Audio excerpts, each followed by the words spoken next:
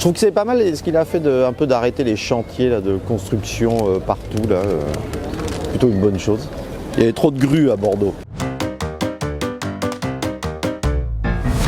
Bienvenue sur Bordeaux Replay pour un nouvel épisode de Bordeaux Actu. Cette semaine, on s'intéresse 2 ans après le premier tour des municipales au bilan de Pierre Urmic. Nous sommes partis à la rencontre de vous, les Bordelais, pour savoir si vous êtes plutôt mairie verte ou mairie d'avant.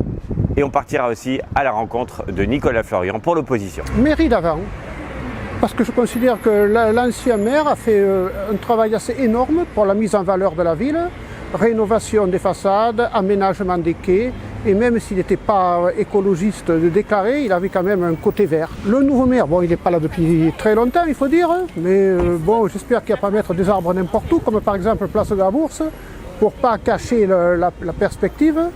Bon, après, là où je ne suis pas trop pour, c'est quand il a supprimé par exemple une voie de circulation sur les boulevards. Ça crée des embouteillages, et donc embouteillage, ça veut dire pollution. Donc ça, je trouve que c'est plutôt négatif. Mairie verte, moi je trouve d'abord qu'il fallait changer. Je trouve que Juppé a fait de très belles choses, merci. Toute l'équipe municipale aussi. Et je suis content que les Verts arrivent avec de nouvelles idées. D'abord parce que ça remue un peu ceux qui étaient dans le confort, et je trouve que c'est bien. On peut râler contre l'arbre de Noël et tout ça, mais je trouve que c'est des épiphénomènes.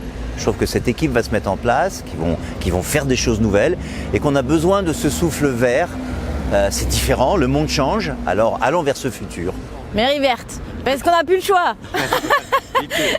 Il faut s'occuper des espaces verts, de ramener de la nature dans la ville, que tout le monde soit bien en accord avec et la ville et la nature. Pour l'instant, je ne juge pas. Il y a des choses qui sont bonnes, mais elles étaient peut-être dans les tuyaux avant la mairie. Hein. Donc on ne va pas dire que les fils de bus sur les boulevards, c'est les écolos. C'était sans doute aussi les prédécesseurs, ça ne se fait pas en 5 minutes. Donc, bon, il y a des choses il y a des progrès qui sont faits, mais d'abord l'écologie n'appartient pas à un parti, ça appartient à tout le monde. Et tout le monde a une obligation de faire de l'écologie, et je crois que tout le monde en a conscience. Plutôt mairie d'avant, parce que je suis pour l'écologie, mais jusqu'à un certain point, et je trouve que là, tout est vraiment trop. Il n'y a pas de juste milieu. Je n'ai pas trouvé spécialement de différence entre les deux, mais c'est vrai que le mieux, maintenant pour moi ça me paraît tout à fait correct ce qui se passe sur Bordeaux. J'aimais bien la mairie d'avant avec Juppé, il a fait pas mal de belles choses pour Bordeaux. Bon, aujourd'hui ça a l'air de continuer. On entend moins le maire, il est moins médiatique peut-être, mais voilà. Je trouve que c'est pas mal ce qu'il a fait un peu d'arrêter les chantiers là, de construction partout. Là, plutôt une bonne chose. Il y avait trop de grues à Bordeaux. Il n'y a pas beaucoup de choses à commenter parce qu'on est dans une inertie la plus totale. Alors comme vous le dites, 2 ans, on peut comprendre que c'est une nouvelle équipe, elle a besoin de s'installer. Mais enfin, par rapport à tout ce qui avait été annoncé, aujourd'hui il ne se passe rien. Et cette ville recule. On revient même dans une situation où, souvenez-vous, en 1995, on parlait de la belle endormie. Mais Bordeaux s'est réendormi. Aujourd'hui, on ne sait pas trop où ils veulent aller et même ce qu'ils font de leur mandat depuis 2 ans. Dans les prospectives qui nous sont données, mais le vote du budget va arriver dans quelques jours, on a des indicateurs qui inquiètent, un taux d'endettement qui va fortement augmenter alors même qu'il n'y a pas d'investissement. Il faut faire des économies aujourd'hui, on voit bien avec la crise sanitaire, la crise économique qui s'y rattrache, qu'il faut faire des économies dans les collectivités pour dégager des moyens pour aider nos commerçants, aider nos entreprises, le secteur associatif. Tout ça n'est pas mis à l'ordre du jour. La sécurité, les choses se dégradent.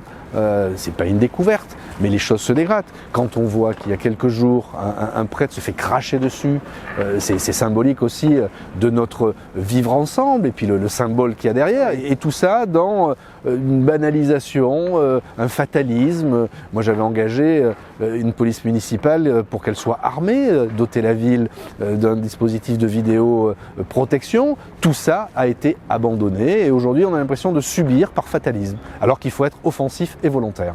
ce qui a fait l'attractivité. Quand on parle d'attractivité, c'est aussi le bien vivre ensemble, avoir des animations. Il ne se passe plus rien. Et toutes les grandes manifestations qu'il y avait à Bordeaux ont été abandonnées. Alors certes, il y avait la crise sanitaire, mais il faut se projeter et identifier quels seraient les projets de vie sur les 6 mois, 1 an, 2 ans. Il ne se passe rien.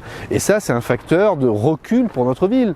Aujourd'hui, par principe, par idéologie, on est contre quelque chose. Et on a une municipalité qui interdit la voiture, qui impose les choses. On décide sans concertation, il n'y a plus aucune concertation. On l'a vu sur le stationnement, on s'écarte du sujet du tourisme, enfin quand même. Les décisions sont prises sans concertation.